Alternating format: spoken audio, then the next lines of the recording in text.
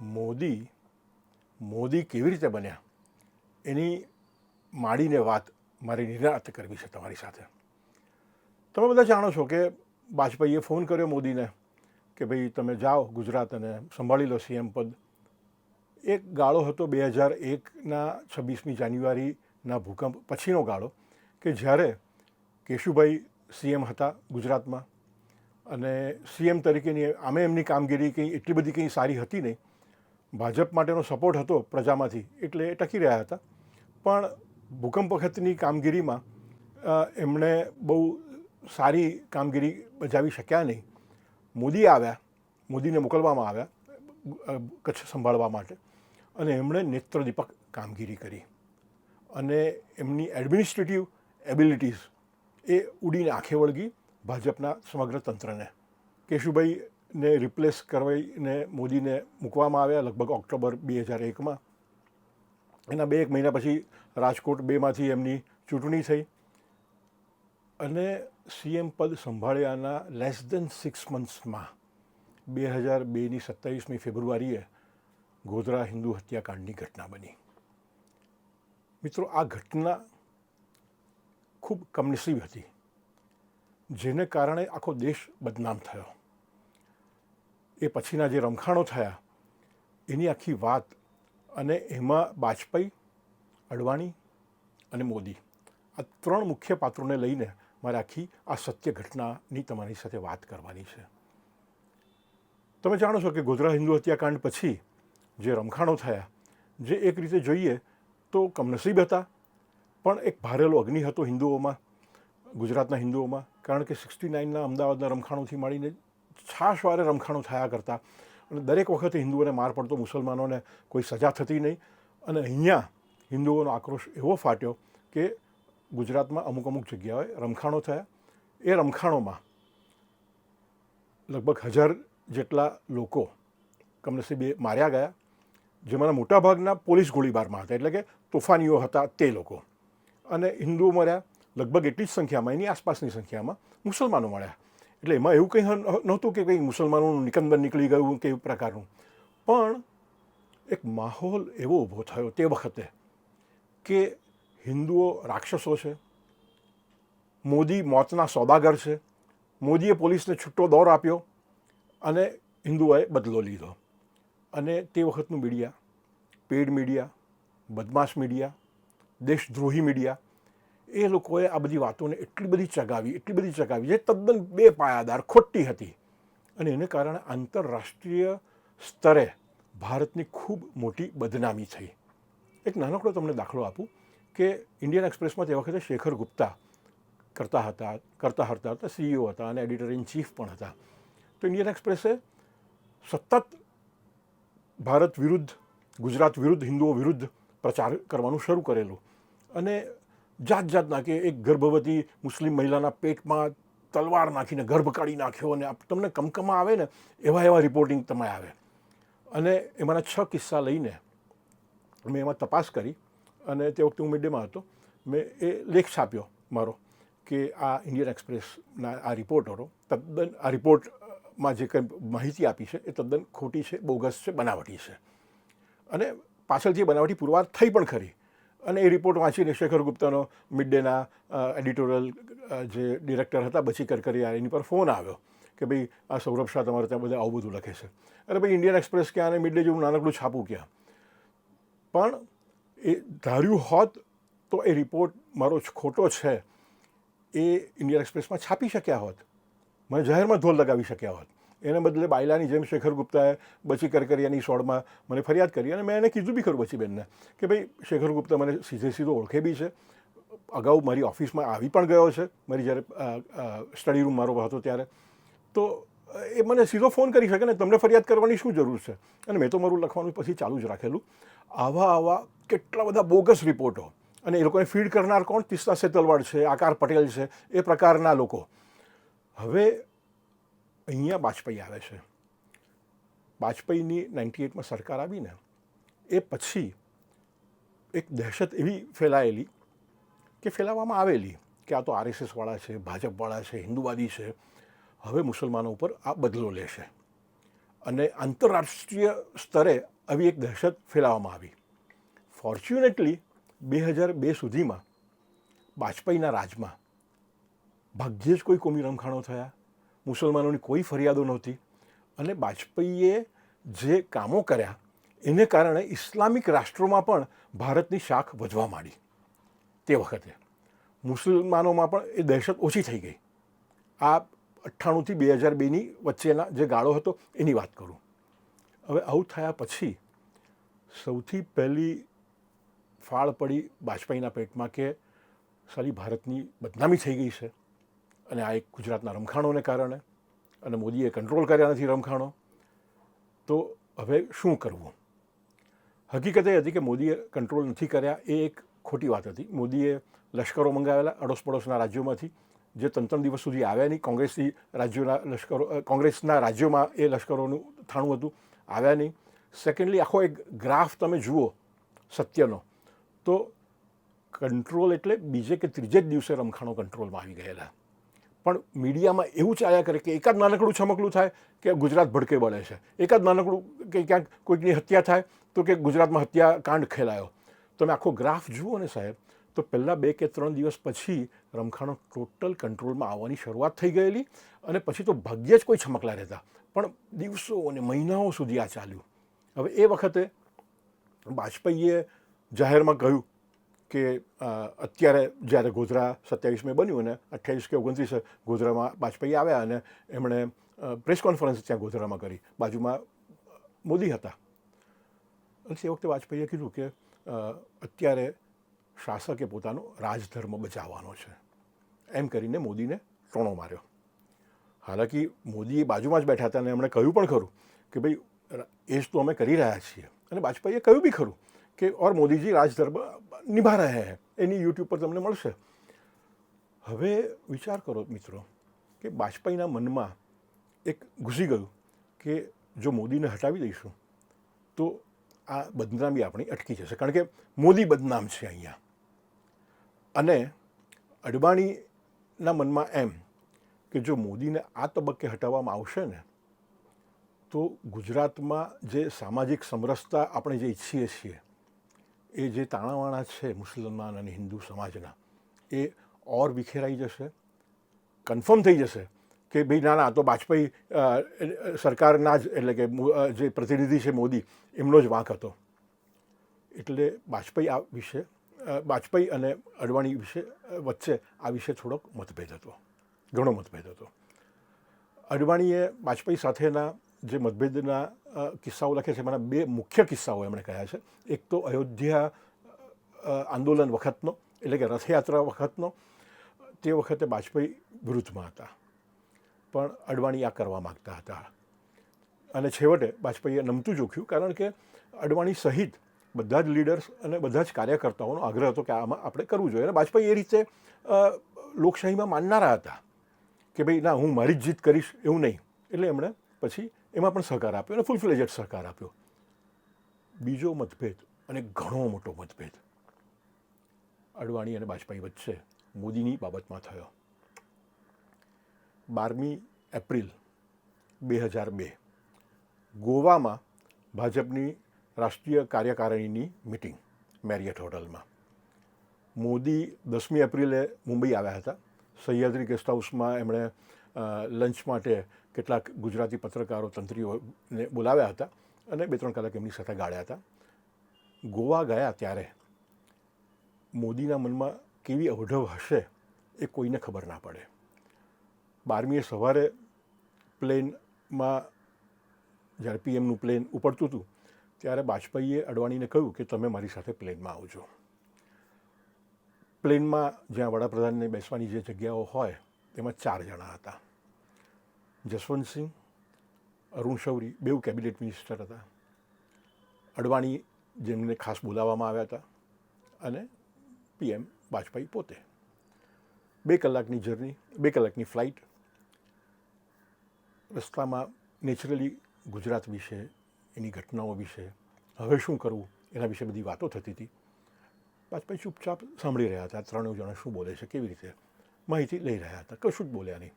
છેવટે જસવંતસિંહે કીધું વાજપેયીને કે આ વિશે તમે શું માનો છો? તે વખતે વાજપેયીએ કીધેલું, कम से कम इस्तीफे का तो ऑफर करते. આ વાજપેયીની વેદના હતી કે મોદીએ કમસે કમ મને એમ પણ ના કીધું કે તમે કહો તો હું રાજીનામું આપી દઉં. અને એ વખતે અડવાણીએ સ્પષ્ટ કહ્યું કે મોદીના જવાથી જો ગુજરાત શાંત પડી જાય અને બધું ઠામ ઠેકાણે પડી જાય તો હું પણ તમારી સાથે છું કે હા, મોદીએ રાજીનામું આપવું જોઈએ, પણ મને લાગતું નથી એવું નહીં થાય. સેકન્ડલી, આમ છતાં પણ જો આપણે આગ્રહ રાખ્યો અને એમણે રાજીનામાની ઓફર કરી કે રાજીનામું આપી દીધું, તો મને નથી લાગતું કે રાષ્ટ્રીય કાર્યકારિણીના સદસ્યો, આપણા કાર્યકર્તાઓ, આપણા પક્ષના નેતાઓ આ રાજીનામાને મંજૂર રાખે. આ વાતચીત વાજપેયી અને અડવાણીની વચ્ચે થઈ. ગોવા ઉતરીને તરત જ ફ્લાઇટમાંથી ઉતર્યા અને અડવાણીએ સીધો મોદીનો કોન્ટેક્ટ કર્યો. મોદીને જઈને કહ્યું કે આજની મિટિંગમાં તમે રાજીનામાની ઓફર કરજો. મોદીએ કીધું ભલે. મિટિંગ ચાલુ થઈ. મિટિંગમાં ઘણા બધા કાર્યકર્તા નેતાઓ ગુજરાત વિશે બધી ચર્ચાઓ થઈ, જાત જાતની બધી વાતો થઈ, પ્લસ માઇનસ વગેરે વગેરે. છેલ્લે મોદી બોલવા માટે ઊભા થયા. શરૂઆતમાં તો એમણે આ 27 ફેબ્રુઆરીથી 10 એપ્રિલ સુધી, 11 એપ્રિલ સુધી શું શું બન્યું છે એના આંકડા આપ્યા, કેવી રીતે બન્યું છે એના આંકડા આપ્યા, જે બી સત્ય હકીકત હતી એ બધી જ જણાવી. એ પછી બીજો તબક્કો એમના પ્રવચનનો એ હતો કે ગુજરાતમાં અત્યાર સુધીમાં આઝાદી પછી કેટલા રમખાણો થયા છે, કોંગ્રેસે કેવી રીતે રમખાણો કરાવ્યા વગેરે વગેરે, બધી જ વિગતો આપી. અને છેલ્લે પછી કીધું કે આમ છતાં જો તમને લાગતું હોય કે મારો વાંક છે તો સરકારના અધ્યક્ષ તરીકે હું આ પદ ઉપરથી ત્યાગપત્ર આપવા માટે રાજી છું. મોદી આટલું કહ્યું ને, ઇસ્તીફા મત દીજીએ, ઇસ્તીફા મત દીજીએ. લગભગ સેંકડો ત્યાં કાર્યકર્તાઓ, નેતાઓ બધા હતા, બધાએ કીધું. અડવાણીએ જે વરિષ્ઠ નેતાઓ હતા એ બધાને ઇન્ડિવિજ્યુઅલી પૂછ્યું કે તમે શું માનો છો? બધાએ કીધું કે ના, એમણે રાજીનામું ના આપવું જોઈએ. પ્રમોદ મહાજન, જે ઇન અ વે મોદીના બહુ જ નજીકના પ્રતિસ્પર્ધી ગણાતા અને વાજપેયીના બહુ પ્રિય એવા નેતા ગણાતા, એમણે પણ કીધું કે કોઈ સવાલ જ નથી, મોદીએ રાજીનામું ના જ અપાય. અને મોદી પદને વળગી રહ્યા. આટલો પ્રચંડ સપોર્ટ મોદીને. ભાજપનો આ નિર્ણય જે અડવાણીને કારણે લેવાયો એ કેટલો સાચો હતો કે ના, મોદીએ રાજીનામું ન આપવું જોઈએ. એ પુરવાર થયું લગભગ 8 વર્ષ પછી, 26મી માર્ચ 2010. મોદી સામે SIT મુકાઈ, સ્પેશિયલ ઇન્વેસ્ટિગેટિવ ટીમ, CBIની, જે તીસ્તા સેટલવાડની ચડામણીથી બનેલી હતી.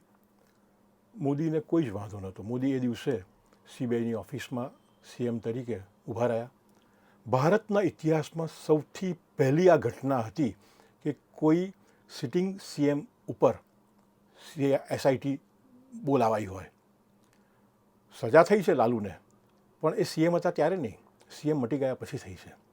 શરદ પવાર જેવાની સામે તો કોઈ ઇન્ક્વાયરી પણ નથી થઈ, અને આવા તો કેટલાય બીજા ચીફ મિનિસ્ટર્સ, પણ કોઈની સામે SIT તો મુકાઈ જ નથી, CBIની તપાસ થઈ જ નથી એ રીતની. મોદી સ્વસ્થતાથી ગયા. પ્રશ્નોનો મારો શરૂ થયો અને પ્રશ્નો પૂછનારાઓને પરસેવો વળી ગયો. ત્યાં એ લોકોએ ચાની ઓફર કરી, મોદી કે મને ચાની ટેવ નથી.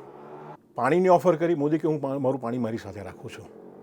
મોડી સાંજે જ્યારે SITના અધિકારીઓએ કહ્યું, ટોચના અધિકારીઓ, કે સાહેબ હવે તમે થાકી ગયા છો, આપણે કાલ પર રાખીએ. મોદીએ કહ્યું કે ભાઈ, તમે થાકી ગયા તો આપણે અડધો કલાકનો બ્રેક લઈએ, મને વાંધો નથી, તમે જઈ આવો, ખાઈ પી આવો કંઈ, પણ મારે તો આખું રાજ્ય ચલાવવાનું છે, તો હું કાલે પાછો નહીં આવી શકું. તો બેટર છે કે અત્યારે તમારે જેટલું લંબાવવું હોય એટલું લંબાવી લો, ઉજાગરો થાય તો મને કોઈ જ પ્રોબ્લેમ નથી, જ્યાં સુધી ખેંચવું હોય ત્યાં સુધી તમે ખેંચો. અને મોદીએ એક સવાલના પરફેક્ટ જવાબ આપ્યા. ગૂગલ સર્ચ કરશો તો આખી પ્રશ્નોત્તરી તમને મળી આવશે. અને ક્યાંય કશું જ છુપાવ્યું નહીં, ક્યાંય કંઈ મને યાદ નથી, હું ભૂલી ગયો છું, મારે કોઈકને પૂછવું પડશે, આ કોઈ બહાનાબાજી કશી જ નહીં. અને પછી તો નેચરલી મોદીને આમે ક્લીન ચીટ તો ભગવાને આપેલી જ છે, સુપ્રીમ કોર્ટે આપી, વારંવાર આપી છે. હવે વિચાર કરો મિત્રો કે પાછા આપણે 2002 12મી એપ્રિલમાં જઈએ અને તે વખતે મોદીએ ઇસ્તીફાની જે ઓફર કરી એ જો સ્વીકારાઈ ગઈ હોત તો શું બન્યું હોત? મારી હિસાબે આ 5 ઘટનાઓ બની હોત અને જે ભારત માટે ખૂબ નિર્ણાયક પુરવાર થઈ હોત. સૌથી પહેલી વાત તો 2002ની ડિસેમ્બરમાં ગુજરાતમાં જે વિધાનસભાની ચૂંટણી હતી તેમાં 182માંથી 127 સીટની થમ્પિંગ મેજોરિટીથી ભાજપ જીત્યું ના હોત. ભાજપની એટલી બધી બદનામી થઈ ગઈ હોત કે ભાજપને માંડ સરકાર ભાજપ સાચવી શકી હોત બીજા કોઈ મુખ્યપ્રધાનને મૂકીને, માંડ કદાચ. બીજું એ બન્યું હોત કે મોદી એમના સ્વભાવ પ્રમાણે સત્તા ત્યાગ કરીને ક્યાંક ખોવાઈ ગયા હોત. ફરી પાછા કાં તો ભાજપના સંગઠનમાં કામ કરવા ઉપડી ગયા હોત પ્રચારક તરીકે, કાર્યકર્તા તરીકે, અથવા તો હિમાલયમાં જઈને ક્ષેત્ર સંન્યાસ જ લઈ લીધો હોત રાજકારણમાંથી. અને જો સક્રિય રાજકારણમાં રહ્યા હોત તો એમના વિરોધીઓએ એમને ફોલી ખાધા હોત, મીડિયાએ એમને છોડ્યા ના હોત. કારણ કે જે લોકોએ એમને મોતના સોદાગર કહ્યા છે એ લોકો ઈચ્છતા હતા કે મોદી ફાંસીના માંચડે લટકે અને આ લોકોએ છોડ્યા ના હોત. એવા કિન્નાખોર છે આ લોકો તો. આવું બન્યું હોત. ત્રીજું એ બન્યું હોત જે બહુ જ કમનસીબ બન્યું હોત કે જે જુઠ્ઠાણાઓ અને જે ગપગોળાઓ આ એનજીઓની બેનજીઓએ ચલાવ્યા, આજે દેશદ્રોહી મીડિયાએ ચલાવ્યા, એ બધા જ સાચા છે એવું આપોઆપ પુરવાર થઈ ગયું હોત. કારણ કે મોદીએ રાજીનામું આપ્યું તો હવે એ ગિલ્ટી છે. એટલે એ લોકોએ જેટલા પહેલાં શેખર ગુપ્તાએ જે 6 કિસ્સાઓ કીધા કે ગર્ભમાંથી વગેરે એ સહિતના બધું જ જાણે સાચું છે. બરખાદત અને રાજદીપે જે કંઈ પણ રિપોર્ટિંગ કર્યું એ બધું જ સાચું છે એવી એક છાપ ઊભી થઈ ગઈ હોત અને આપણે પોતે હિંમત અનુભવતા હોત. હિન્દુ તરીકે, ગુજરાતી તરીકે આપણને શરમ આવતી હોત અને પેલા લોકો તો ચડી જ ગયા હોત હિન્દુઓ ઉપર અને ગુજરાતીઓ ઉપર. ચોથું એ બન્યું હોત કે 2002માં માંડ કદાચ ભાજપ આવી પણ ગઈ હોત તો એની પછી 5 વર્ષ પછી 2007માં જે ચૂંટણી થઈ હોત એમાં ભાજપ ના આવી હોત. 2012માં વિધાનસભાની ચૂંટણીમાં ભાજપ ના આવી હોત.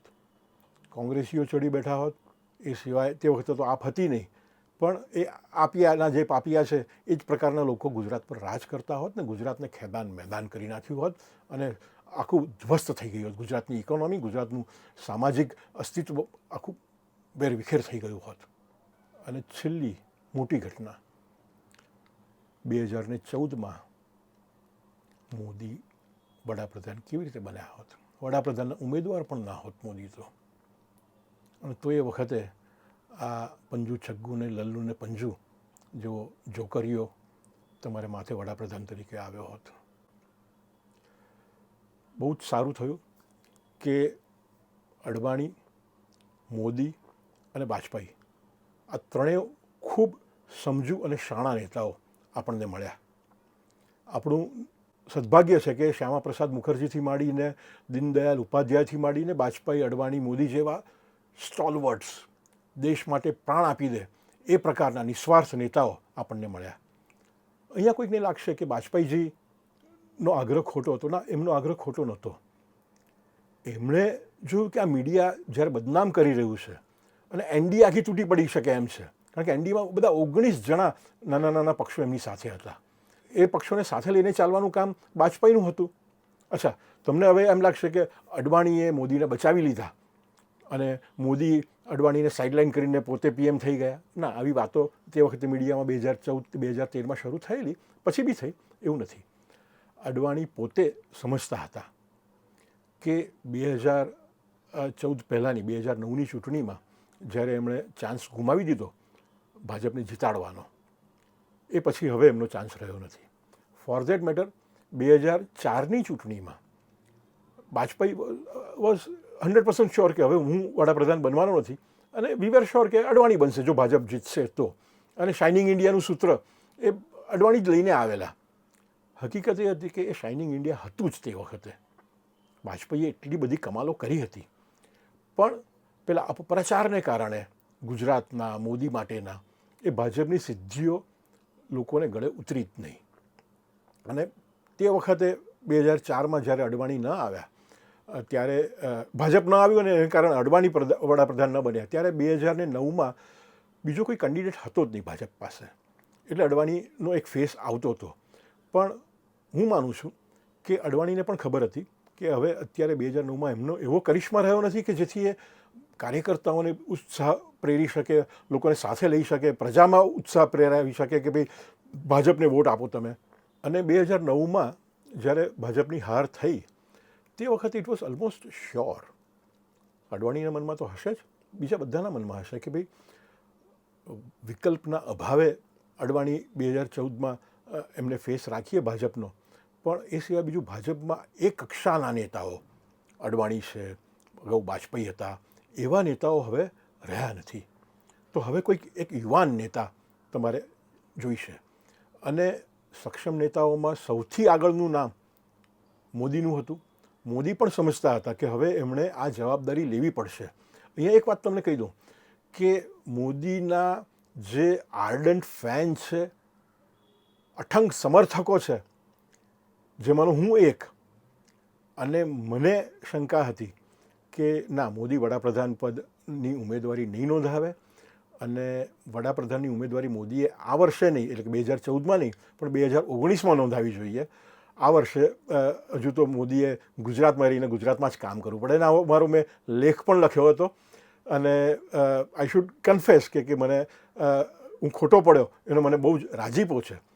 એવું નહોતું કે મોદીમાં ટિમ્બર નથી, પણ હું એવું માનતો હતો કે 2014માં એમણે કેન્દ્રમાં જઈને કોઈ કેન્દ્ર પ્રધાન તરીકે, ગૃહપ્રધાન કે એવા કોઈક એમાં કરીને એક સરસ કામ કરવું જોઈએ, અને 2019માં પછી વડાપ્રધાન થવું જોઈએ. એમનામાં ટિમ્બર છે, પણ મને કલ્પના જ નહીં, અને બીજા ઘણા લોકોને પણ કલ્પના નથી કે મોદી વડાપ્રધાન તરીકે 2014માં આવશે અને આવા મોટા મોટા કામ કરશે, આવીને તરત જ કામ કરશે. જે અગાઉના આપણા એપિસોડમાં જોઈ ગયા કે મોદીએ કેટલા મોટા કામો કર્યા આવીને તરત જ. તો મિત્રો, મોદી કેવી રીતે બન્યા એની આ આખી કથા છે. હવેના પછીના એપિસોડમાં આપણે વડાપ્રધાન નરેન્દ્ર મોદીની એક નવી બાજુ જોઈશું. ત્યાં સુધી આજ્ઞા આપો. ખૂબ ખૂબ આભાર. ધન્યવાદ. જય હિન્દ.